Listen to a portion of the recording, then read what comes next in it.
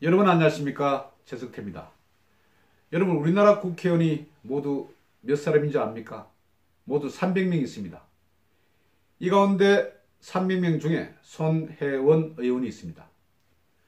얼마 전까지는 민주당 국회의원이었죠. 그런데 탈당을 해서 지금은 무소속 국회의원입니다. 초선 의원입니다. 그런데 이 손혜원 의원이 정말 뉴스거리를 많이 창출해냅니다. 기자들로 봐서는 굉장히 고마운 사람, 뉴스거리를 많이 만들어주기 때문에 얼마나 기사거리 쓰기에 좋은 소재입니까? 그런데 이 행동을 지켜보는 국민들로서는 많이 불쾌합니다. 실제 저도 좀 그런 생각이 듭니다. 손혜원 의원 정말 보면 좀 다소 어떻게 보면 이렇지 않습니까? 이전에 민주당 탈당 기자회견 때 그 당시 원내대표 홍영표 원내대표가 나왔습니다. 홍영표 원내대표는 삼선 국회의원입니다. 나이는 뭐 비슷할지 모르겠지만 그래도 선배 의원입니다. 기자회견을 마치고 나서 홍영표 원내대표 어깨를 툭툭 칩니다. 자신이 아주 거물인 것처럼. 그리고 나서 그 이후에 여러 가지 일들이 퍼졌습니다. 목포, 창성장, 그리고 부동산 투기, 나전 7기, 그리고 자기 아버지 독립유공자 문제 등등 수없는 문제들이 터졌습니다. 터지면 이분은, 이 손혜원 의원은 전혀 사과를 하지 않더군요. 그리고 남의 한 행동에 대해서는 또 공박을 무지무지 많이 합니다. 그리고 또 이 상대하는 사람들이 자기보다 선수가 더 높은 그런 다선 의원들, 일종의 고참 선배 의원들에 대해서 정말 아주 무지막지하게 공격을 많이 하더군요. 보지 않았습니까?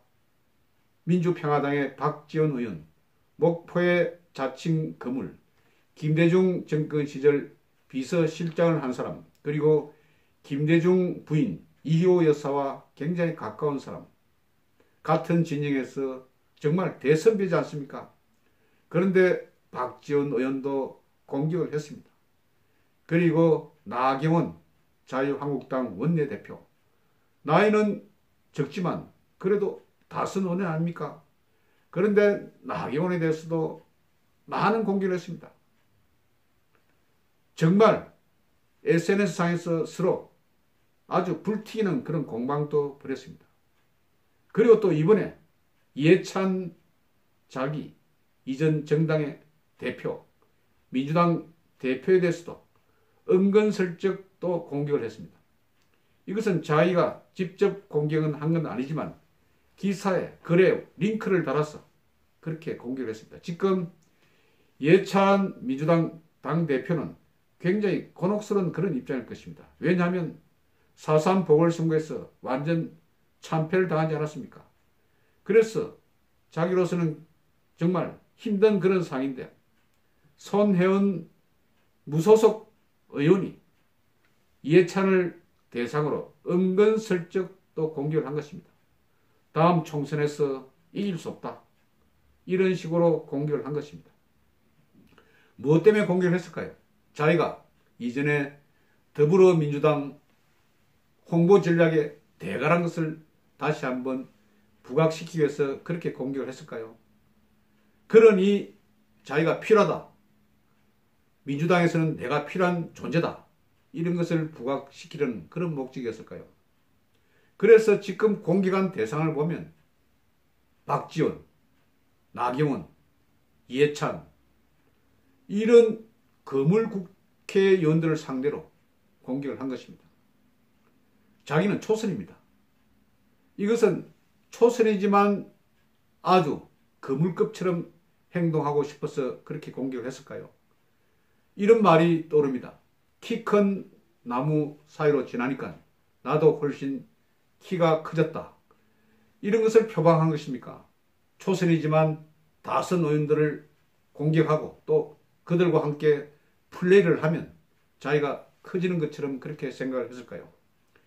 그런데 또 예는 한 명 있습니다. 김진태 의원입니다. 김진태 의원이 국회에서 이렇게 피우진 보훈처장을 공격했습니다. 바로 손혜원 의원의 아버지 손용호 씨에 대해서 공격을 한 것입니다. 독립유공자 선정이 되지 않았습니까? 그런데 김진태 의원이 바로 손용호 씨에 대해서 치안본부 그리고 가평경찰서 성북경찰서장의 도장이 찍힌 경찰 조서를 보면 간첩 혐의가 있다. 간첩 혐의가 있는 사람이 어떻게 독립유공자가 되느냐고 피우진 보훈처장에 대해서 공박을 했습니다. 그리고 인후보정인 경찰 2명이 작성한 인후보정인 이 서류를 공개하라 이렇게 요구를 했습니다. 그러자 피우진은 이것은 개인적인 그런 신상이기 때문에 공개할 수 없다고 이렇게 또 이야기를 했지 않습니까? 그런데 손혜원 의원이 이상하게 김진태 의원에 대해서는 공격을 한 것을 본 적이 없습니다. 제가 잘 찾아보지 못해서 그런지는 모르겠지만 여러분들 혹시 그런 공격성 발언이라든지 그런 글을 본 적이 있습니까? 저는 본 적이 없습니다. 그래서 왜 김진태 의원에 대해서는 공격을 하지 않았을까? 이렇게 제가 한번 생각을 해봤습니다.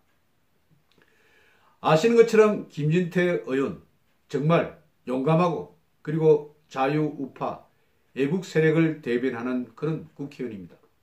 지난번 태극기 애국 집회에서도 박근혜 대통령이 탄핵된 이후에도 계속 자유한국당 의원으로서는 거의 유일하게 태극기 애국 집회에 나와서 많은 사람들을 감동시켰습니다. 그리고 자유한국당 대통령 후보, 대선 후보로도 출마하지 않았습니까? 그리고 이번에 당대표 후보로도 출마를 했습니다. 그래서 김진태 의원은 2선 의원이지만 손혜원 의원이 공격을 하지 못하는 이유가 따로 있지 않았을까 이렇게 생각을 해봤습니다. 유추해보니 김진태 의원 정말 그 책에는 수많은 태극기 애국 세력, 애국 시민들이 포진해 있다는 점입니다. 만일 손혜원 의원이 김진태 의원을 공격을 한다면 수많은 태극기 애국 세력, 애국 시민들이 완전 손혜원 의원 사무실이라든지 그리고 관련 있는 그런 일종의 자기 선거 사무실 등에 몰려가서 큰일을 치를 수 있다. 이런 점을 의식한 것은 아닌가 이런 생각이 듭니다. 실제 나경원이라든지 그리고 박지원이라든지 그리고 또 이해찬 등등 다선 의원이지만 이 의원들은 그렇게 자기 주변에 정말 아주 이 사람을 위해서 충성을 다하겠다. 그리고 이 사람의 위해가 올 경우 막아보겠다고 이렇게 나서는 그런 세력들이 좀 적지 않습니까? 그런데 그에 비해서 김진태 의원 같은 경우는 수많은 애국 세력들이 포진해 있습니다. 그리고 정말 이분들은 전투력도 뛰어납니다. 그리고 말빨도 셉니다. 그리고 상황이 터지면 태극기를 들고 성조기를 들고 전당대회든지 또 지난번에 또 김재동이가 김진태 의원을 디스한 그런 상황했을 때는 이것을 또 새 모집을 하기 위해서 또 모이고 하는 그런 굉장히 액티브한 그런 집단을 가지고 있는 것이 바로 김진태 의원입니다. 그래서 손혜원 의원이 이 점 때문에 김진태 의원이 자기 아버지에 대해서 간첩 협의가 있다고 이렇게 주장을 하는데도 디스를 하지 못한 것이 그 때문은 아니었을까 이렇게 저는 아주 재밌고 또 조심스러운 유추를 해봅니다. 실제 손혜원 의원 얼마나 그냥 말빨이 셉니까?